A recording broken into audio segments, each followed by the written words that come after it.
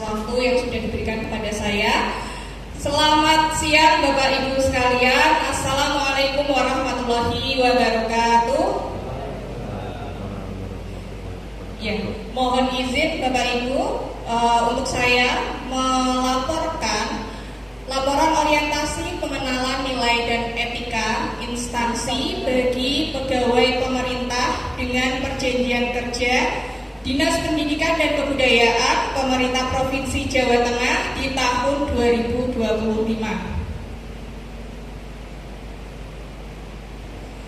Sebelumnya ada pepatah yang mengatakan tak kenal maka tak aruf perkenalan.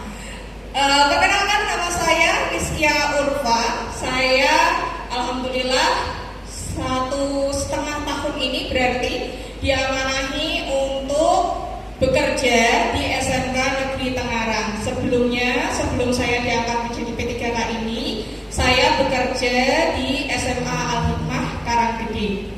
Kemudian jabatan sebagai guru. Mohon maaf kalau tadi Bu Marita memperkenalkan saya sebagai guru PAI. Sebenarnya saya bahasa Indonesia, berasal dari pendidikan bahasa Indonesia, hanya saja karena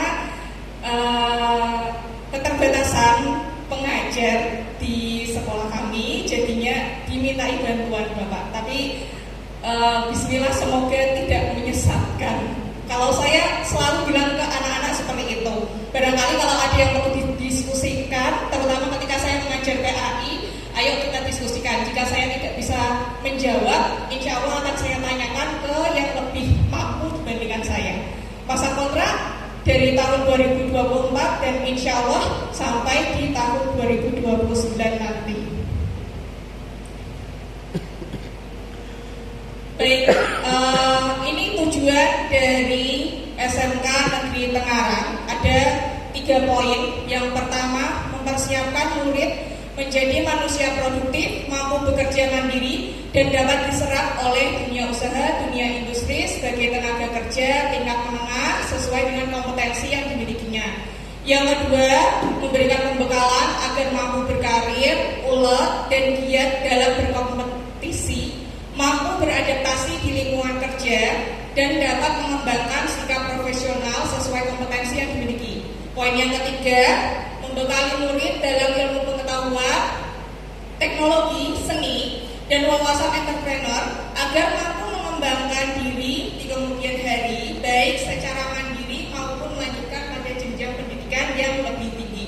Dari tujuan SMK Negeri Tengaran ini, kemudian ada rencana hasil kerja pimpinan yang pada saat ini saya presentasikan. Rencana hasil kerja pimpinan yang diintervensi oleh saya selaku pegawai. Yang pertama, rencana hasil kerja pimpinan yang diintervensi terkait dengan terkelolanya pengembangan kompetensi guru dan tenaga kependidikan. Pada RHK pimpinan ini, RHK yang saya cantumkan adalah terlaksananya pengembangan kompetensi yang meningkatkan pembelajaran yang bermutu untuk semua. Aspek yang dinilai itu aspek kuantitas. Kalau target dari sekolah kami minimal dalam 1 triwulan itu 1 kali melakukan pengembangan diri, dan dari sekolah juga terkadang memfasilitasi entah itu dari kurikulum yang mengadakan seminar ataupun dari komunitas belajar yang nantinya seminar itu dilaksanakan secara online. Kalaupun tidak melalui sekolah pada saat sekarang, insya Allah webinar itu sudah banyak dan sering sekali diinfokan. Karena itu meskipun sudah ada kegiatan yang sudah direncanakan oleh sekolah, tapi secara pribadi guru biasanya juga mengikuti webinar yang berasal dari instansi luar. Kemudian kegiatan dan tahapannya setelah mengikuti kegiatan pengembangan kompetensi itu, guru yang melakukan guru yang menjadi peserta seminar itu kemudian melakukan refleksi pelaksanaan pengembangan kompetensi yang sudah diikuti. Dari itu outputnya adalah sertifikat kegiatan dan tentu saja catatan refleksinya. Nah, untuk Yang pertama kompeten, adaptif, dan kolaboratif. Saya jelaskan di slide berikutnya. Nah, ini secara sederhana saya simpulkan seperti ini. Ketika guru melakukan pengembangan kompetensi, pengembangan diri, entah itu mengikuti seminar offline ataupun seminar online, guru akan mendapat sertifikat ini sebagai outputnya atau keluarannya dan juga catatan pribadinya terkait dengan refleksi yang sudah dia buat. Nah, kemudian nilai berakhlak kompetennya apa?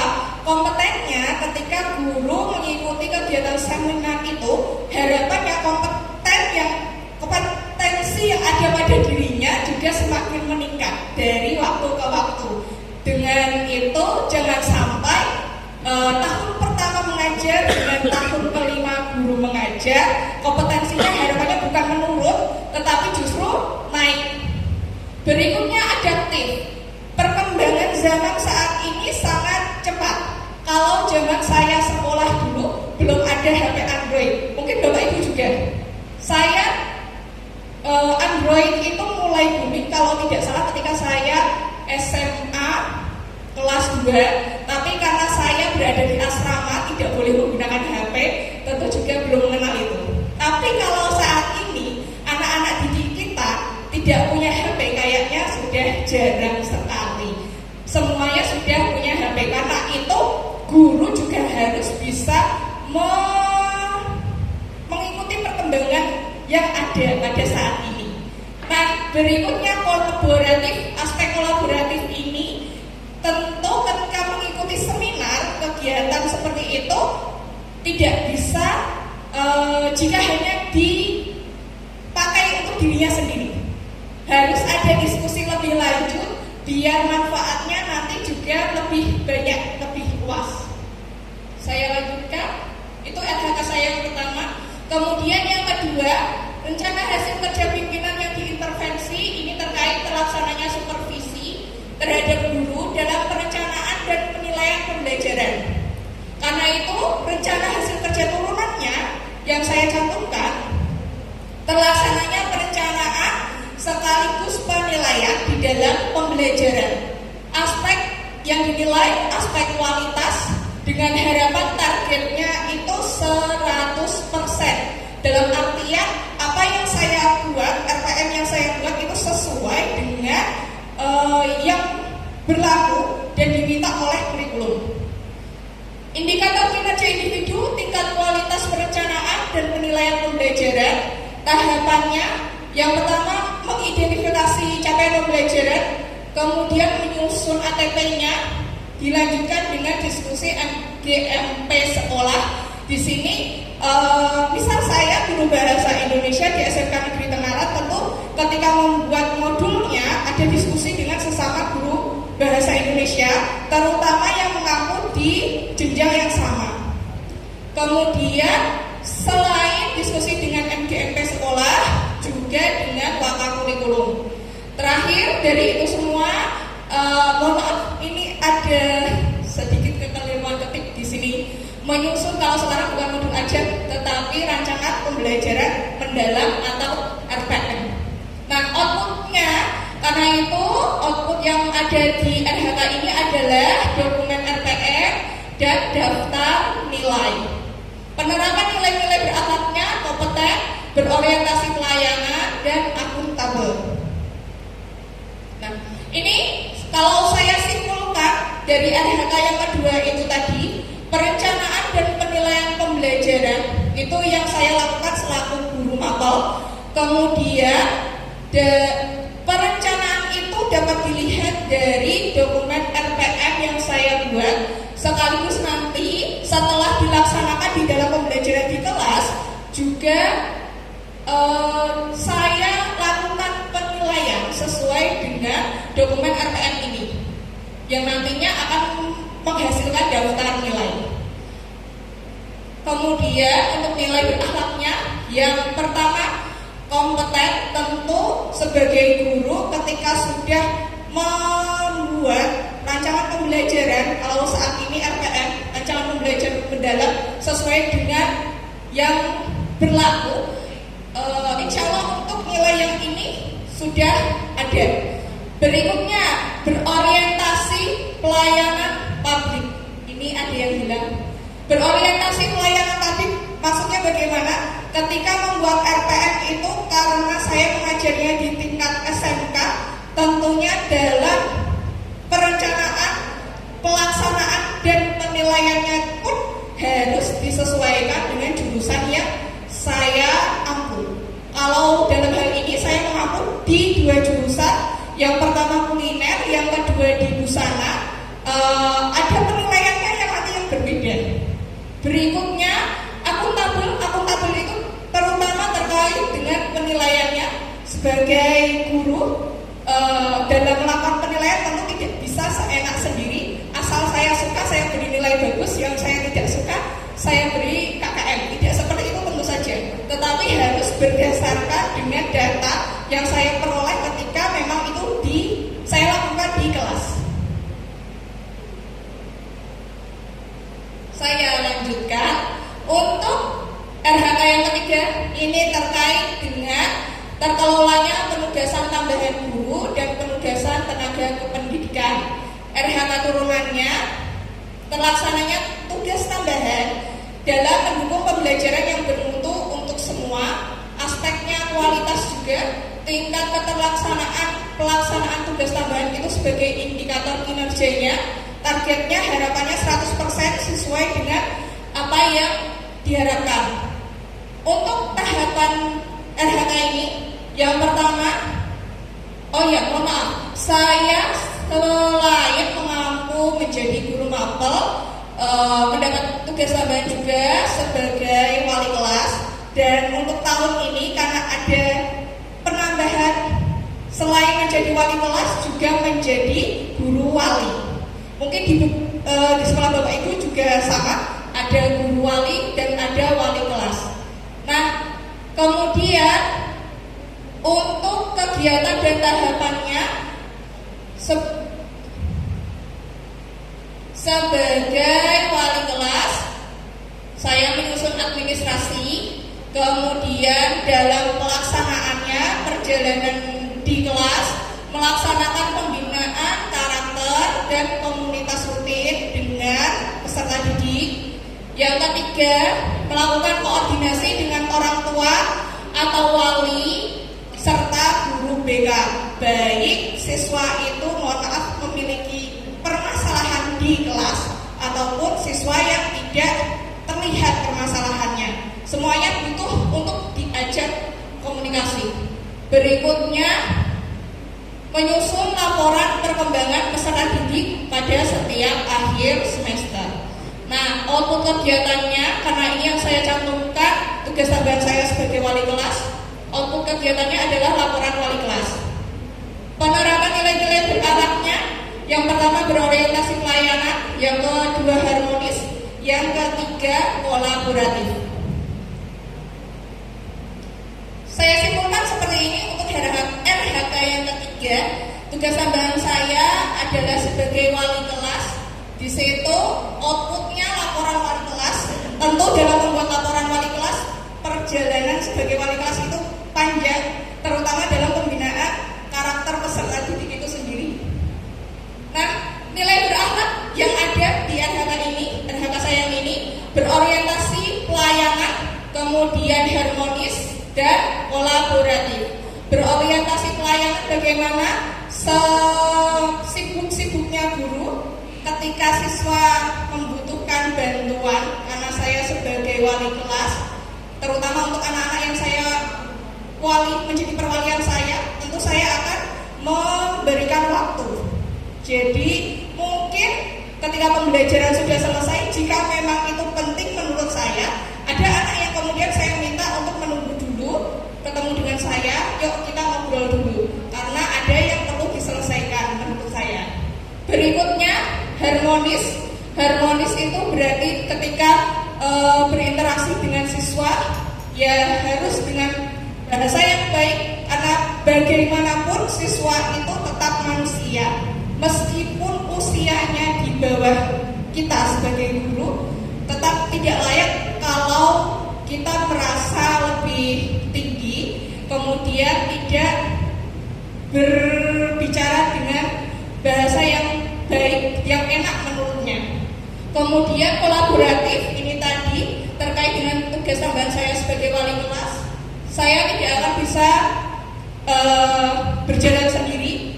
Ada bantuan dari orang tua, support dari orang tua itu sendiri, dan tentu saja dari BK di sekolah kami.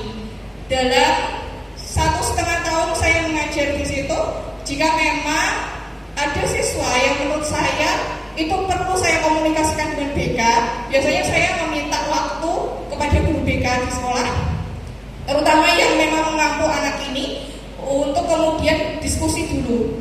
Kita cari solusinya bersama. Jadi solusi tidak hanya dari wali kelas, bukan hanya dari BK, tetapi kalau di lingkup sekolah, yang pertama, yang utama wali kelas dan BK dulu, baru kemudian jika memang kita butuh bantuan, kita sampaikan ke waka kesiswaan, dan kalau memang butuh bantuan dari kepala sekolah, baru kita sampaikan ke ibu kepala sekolah. Baik, itu Bapak Ibu pemaparan dari saya. Terima kasih atas perhatian Bapak Ibu sekalian. Saya kembalikan kepada moderator. Terima kasih kepada Bu Rizkia yang telah memberikan paparan presentasi pada saat ini. Tiba saatnya mungkin Bapak Ibu ada yang belum atau kurang jelas, monggo dibuka sesi tanya jawab untuk satu peserta penanya. Monggo. Maaf, Ibu siapa ya? Oh, Bu Ida dari SMA 1 Berkas. Monggo. Terima kasih atas waktunya. Izin bertanya ya Bu Rizkia. Dari pemaparan yang Ibu paparkan tadi, bagaimana penerapan nilai berorientasi pada pelayanan publik terlihat dalam RPM yang Ibu buat? Terima kasih.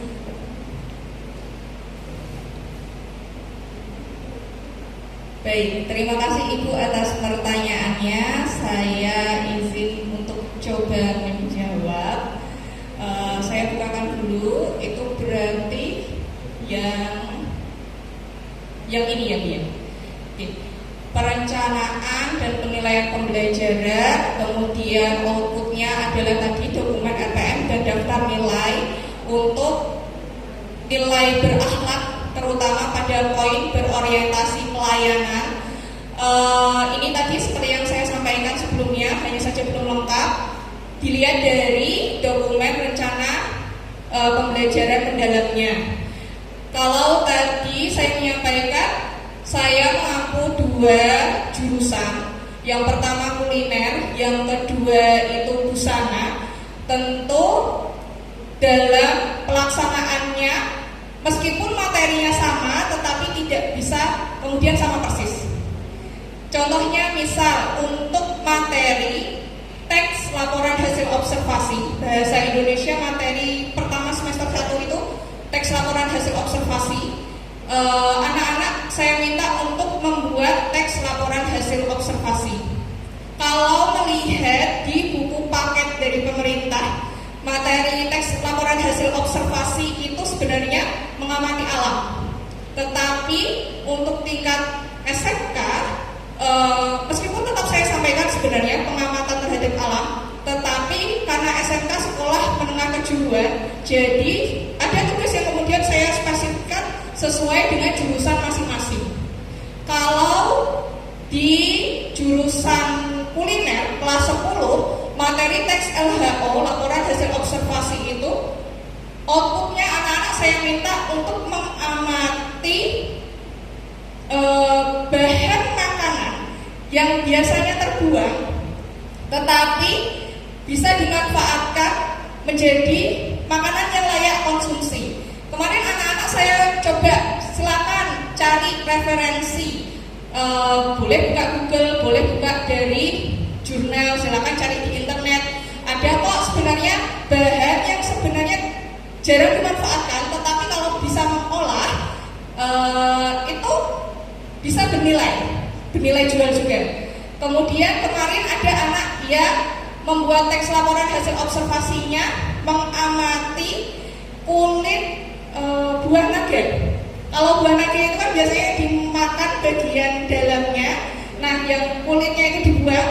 Tapi anak-anak saya minta, yuk karena kalian jurusan kuliner, coba misal ini kulit buah naga bisa dimanfaatkan menjadi apa? Akhirnya mereka mencari referensi-referensi. Oh, ketemu ada yang kemudian selai, ada yang kemudian keripik. Tapi walaupun begitu, ada juga yang anak menyampaikan ke saya, Bu, saya malah sudah praktik dari kulit pisang, kalau tidak salah. Kulit pisang saya buat selai atau keripik ya. Terus dia menyampaikan, kok rasanya sepet ya. Nah, oke, berarti ini ada yang perlu diamati lagi. Ada nggak kira-kira kandungan dalam kulit pisang itu ya memang tidak cocok untuk dimanfaatkan. Kalau tidak cocok ya nggak usah dipaksakan. Itu untuk jurusan kuliner. Kalau yang jurusan busana, saya minta anak-anak untuk mengamati sisa kain perca yang biasanya menjadi limbah. Itu bisa nggak kemudian dimanfaatkan? Mengamati di sekitarnya saja, ada nggak pemanfaatan dari limbah kain perca? Oh, ternyata ada yang kemudian dibuat menjadi tas, ada yang kemudian menjadi sarung bantal dan lain-lain. Oke, itu saja yang kalian amati dan dilaporkan.